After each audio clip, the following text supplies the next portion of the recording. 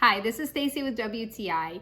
Are you looking to up your game when it comes to weighing out your espresso beans? How about a nice durable scale like this one from MH Bomber? Really mastering all of your coffee and espresso needs is going to be so much fun thanks to using this scale.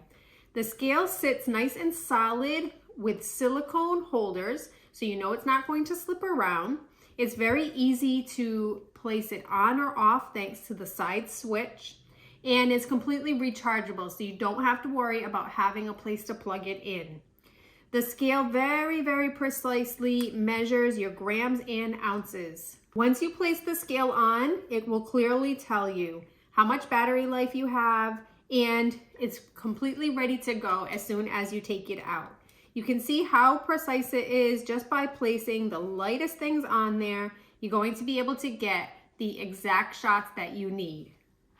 I really like the compactness of this scale. It's nice and slender, fits right underneath my coffee area so that I can have it handy whenever I want to do some extra measuring of my espresso.